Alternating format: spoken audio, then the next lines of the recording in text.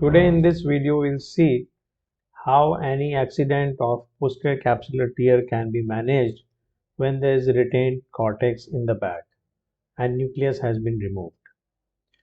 Now this is a grade 3 nucleus cataract with clear cornea and a sound eye with no other coexisting disease, and there has been some amount of corneal astigmatism, so we'll be also planning a opposite clear corneal incision to counteract that astigmatism. Now it was not a difficult case. Rexus has been done. Nucleus is being emulsified. First we break it into pieces. The technique here used is horizontal chop. So we are chopping the nucleus into smaller pieces before consuming each one of them once they become manageable with a phaco tip. So this portion of the video is being played at twice the speed so as to just expedite this portion, which is not of very importance for us regarding particular issue. So once the nucleus has been consumed, we are left with some amount of cortex inside the bag. Now, because this was a case where the astigmatism was because of steep axis in the superiotemporal quadrant in the left eye, so left hand is being used, and probably this is the reason why the probe was tilted too much, because left hand was not so much accustomed to perform this job, and in this process we can see this now PC rent has occurred, and the remaining cortex which is overlying is being extracted out. This is in slow motion. We can see the PC rent forming here. We can see that it is extending now because of the fluid currents. The remaining cortex has been engaged and removed, and before removing the probe, it's important in these scenarios that we should be putting a viscoelastic before we withdraw our probe. This limits the extension of the PC tear. Now in a scenario like this where there you have some amount of vitreous prolapsing, it's important to do a vitrectomy and then only remove the cortex. So vitrectomy cutter has been introduced, and this will be dry vitrectomy for a while. Once we have adequate control in the IOP, then we can add fluid cannula and add the infusion line. Adding infusion before this may actually cause prolapse of more vitreous. So once we have done some vitrectomy and release the vitreous which is engaged in the wound, then we can add the infusion line. I must add that in such scenarios it's important to have a phaco machine which has a dual linear switch. A dual linear foot switch, it provides you the flexibility to turn off and on the vitrectomy without affecting the aspiration process. And this is important because here we have a situation where we want to remove the cortex, we want to remove the vitreous, but we want to save the capsule as much as possible. So when we are close to the capsule, we want very good control over the cutting process, so that whenever we have capsule in vicinity, we can turn off the vitrectomy mode so that we don't cut any portion of the capsule. Capsule means the posterior capsule and the anterior rim, which is very important for management of implantation of IOL in the bag or in the sulcus. So judicious switching between cutting and aspiration is a mandatory portion here, which is possible only in a scenario where you have a dual linear foot switch. So all those people who want to purchase a new machine, I will advise that go for a machine which is meant for anterior segment and posterior segment as well. And with all these Indian companies now in the scenario, it's possible to purchase a combined machine at a very reasonable price.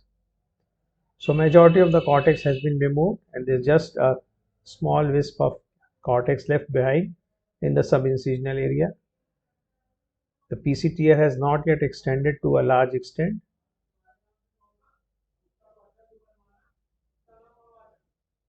It's very crucial to manage the equator or anterior rim of the capsule, because we have not yet implanted the IOL and we have to look for options to implant the IOL.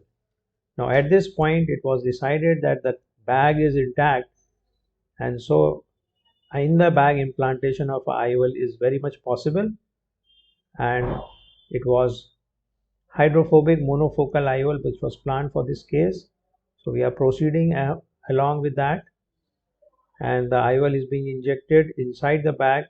It's important to lead the leading haptic beyond the PC tear so that it doesn't go into the tear or in the vitreous cavity. Once that leading haptic opens up, then we can allow the trailing haptic to open in the bag, which will be dialed in place.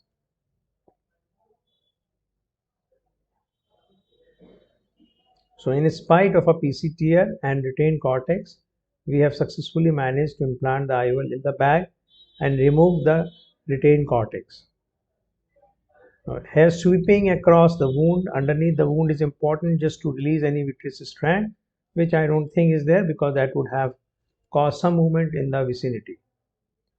Now, some amount of retained cortex is being taken care of with the protection of the IOL being there, which will not provide any trauma to the posterior capsule. It will provide as a barrier between the cutter and the posterior capsule. So this is a safer option once you have a tear and the capsule is compromised. Any amount of vitreous which is bridging between the wound and the PC tear has to be removed, otherwise this will be an issue later on and cause various other problems, including possibility of a retinal detachment.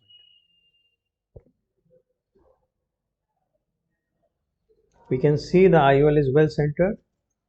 Putting up some amount of pilocarpine is good.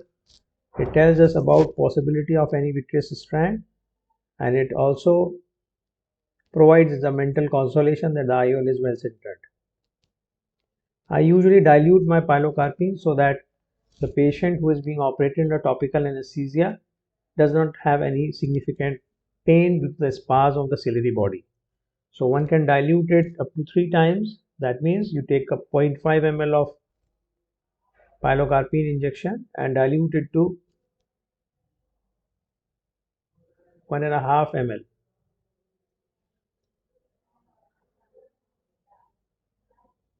Just checking if there's any vitreous strand there.